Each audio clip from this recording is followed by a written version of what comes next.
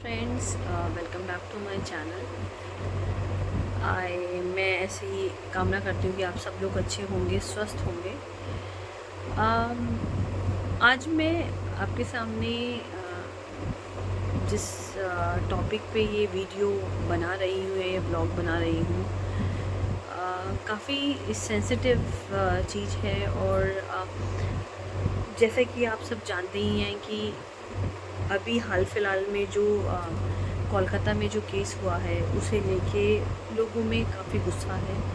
सबके अपने अपने कुछ सोचने के तरीके हैं, और उसी को ध्यान में रखते हुए हमारी सोसाइटी में भी आज एक ब्लैक डे मनाया गया। एक छोटी सी शोक सभा रखी गई जिसमें सब मौन थे 1 मिनट के लिए। और कुछ छोटी छोटी बातें थी जो उन लोगों ने अपने मन से कहना चाहा, जो अपने तरीके से सही है, जैसा वो समझते हैं, जैसा हम सोचते हैं। देखो, सबकी सोच अलग अलग होती है। मेरी सोच किसी और से नहीं मिल सकती, किसी और की सोच मुझसे नहीं मिल सकती है। बट ये जो भी हुआ, ये जैसा भी है, आप सब जानते हैं कि सब लोग इस चीज़ को, स्पेशली उन पेरेंट्स को बहुत सपोर्ट कर रहे हैं। और सबसे बड़ा पॉइंट जो आता है वो विमेन की, एक लड़की की एक सेफ्टी पे आता है, जो आज से पहले भी बहुत बार आ चुका है।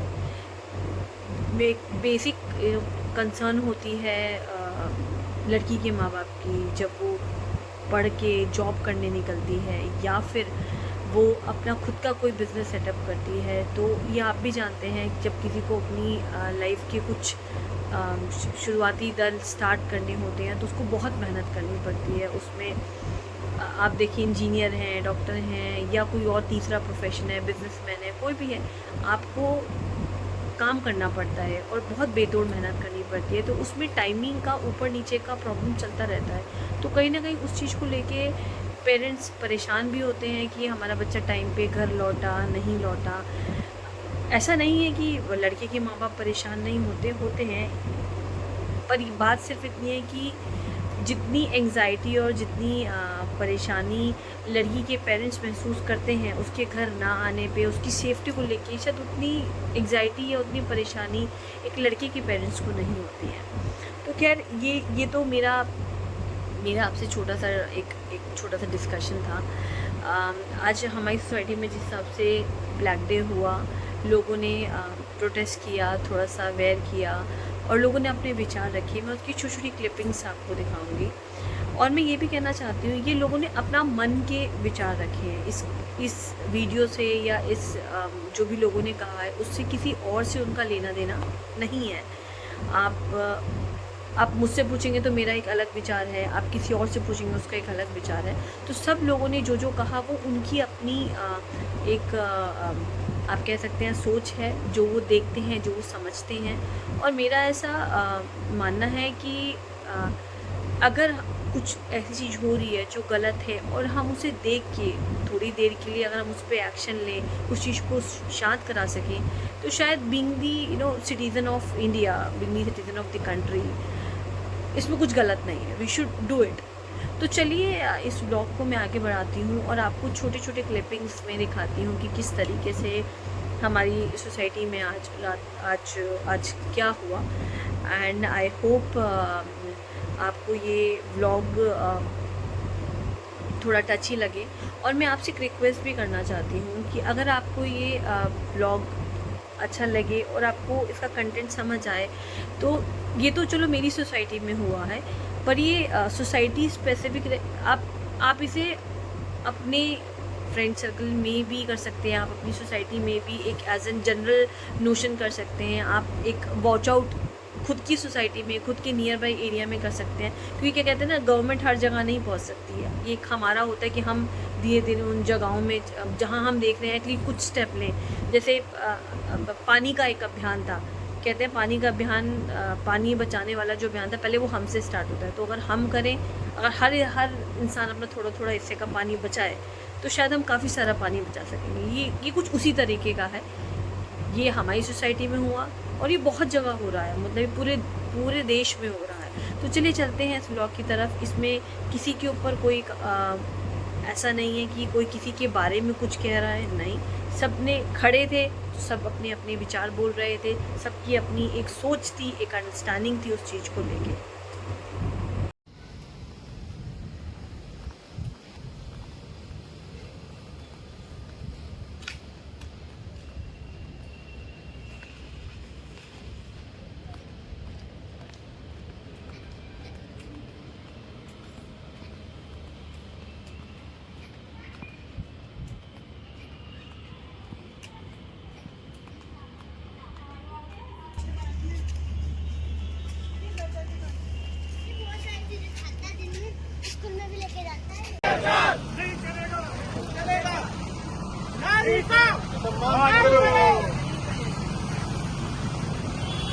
नारी का सम्मान करो, सम्मान करो।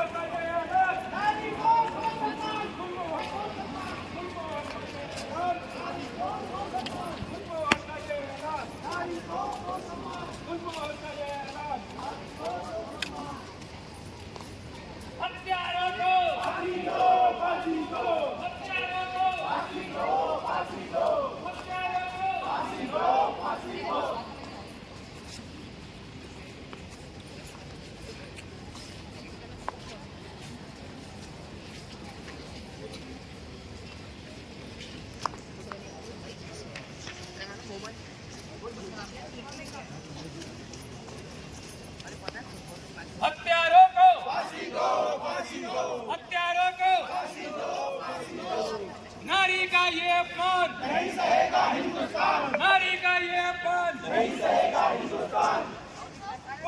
का ये ऐलान, महिलाओं को सम्मान।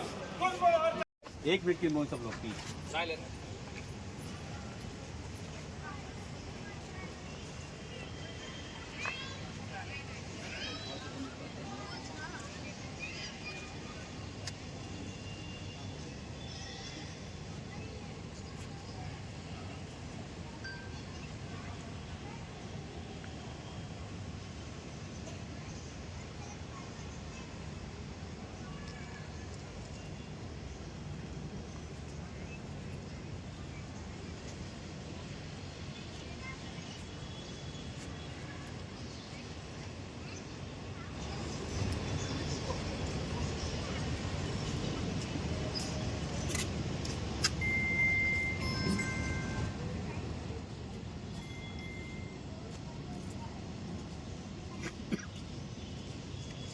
ओम शांति। ओम शांति। ओम शांति, ओम शांति, ओम शांति, ओम शांति।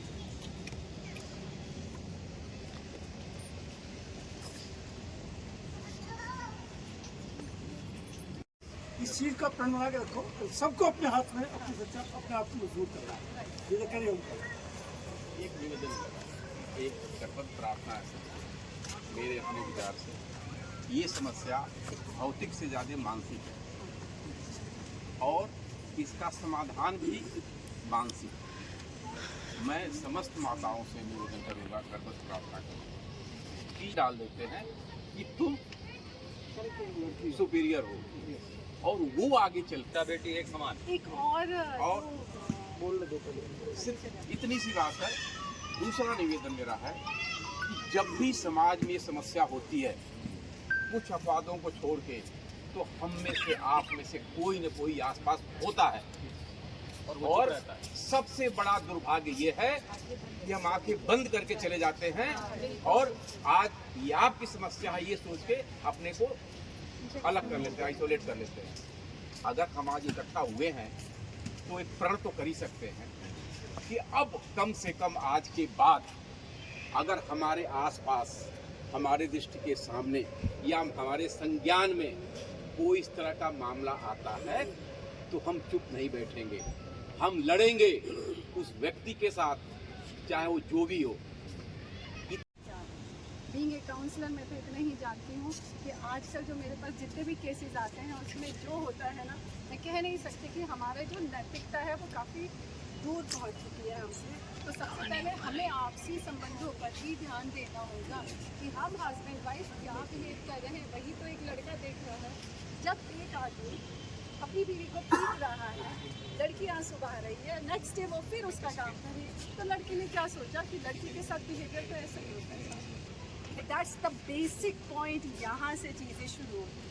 तो सफाई घर से होती है, Right. एजुकेशन संस्कार घर से मिलते हैं और हमारी सोसाइटी में भी ऐसा सिस्टम क्रिएट होना चाहिए कि बच्चों को ये मैसेज गलत ना जाए, गाली गलौच इस तरह की। अगर आप मेरे बच्चों को देखें तो आप उसे टोकिए, अगर मैं आपके बच्चों को देखूं तो मैं उसे टोकूंगा।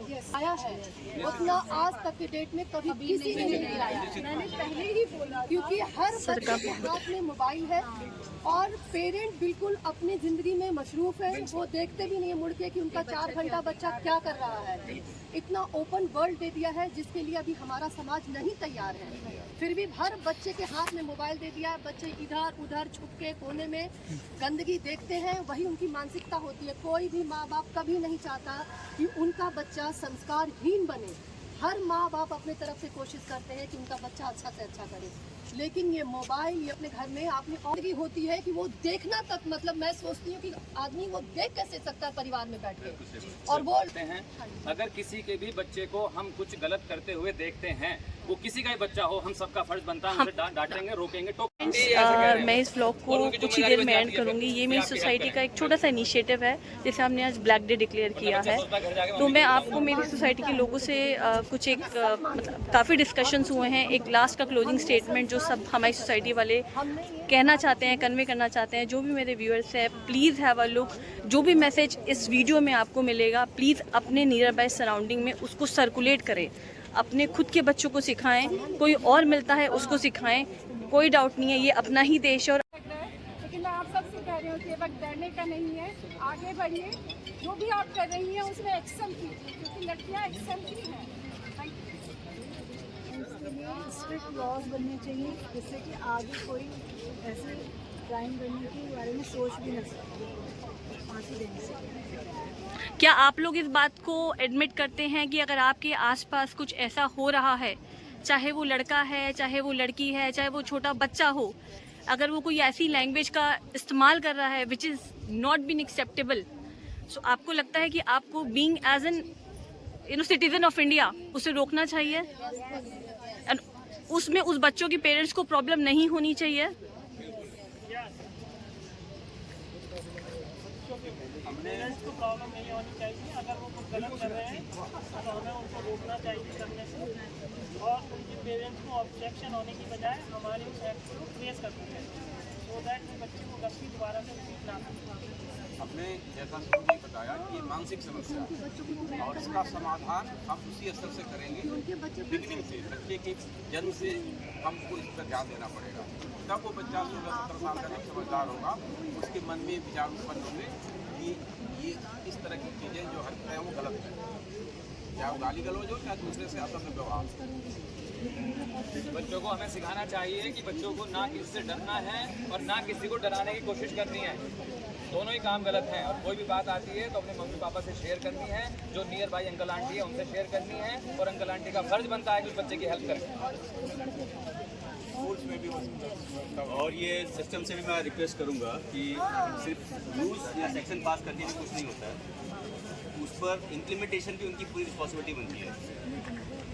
और मैडम एक नई बात आज महाराष्ट्र सरकार ने करी, जो विशाखा कमेटी का संशोधित रिकमेंडेशन था, जो सरकारी कार्यालय में वर्क प्लेस पे लेडीज़ के साथ दुर्व्यवहार से लेकर संबंधित था, उसको उन्होंने विद्यालयों में भी लागू करने का निर्देश जारी किया है महाराष्ट्र सरकार ने। मेरा निवेदन होगा देश की हर राज्य सरकार से कि विशाखा कमेटी की सिफारिशों को हर स्कूल स्तर पर भी इसको लागू किया जाए, और विशाखा कमेटी गठित की जाए स्कूल स्तर पर भी, जो मुख्य रूप से उस स्कूल के बड़े बच्चे हों जो। तो दोस्तों मैंने थोड़ा इस ब्लॉग के माध्यम से आपको बताया कि किस तरह से लोगों ने हमारी सोसाइटी पे थोड़ी चर्चा भी हुई कि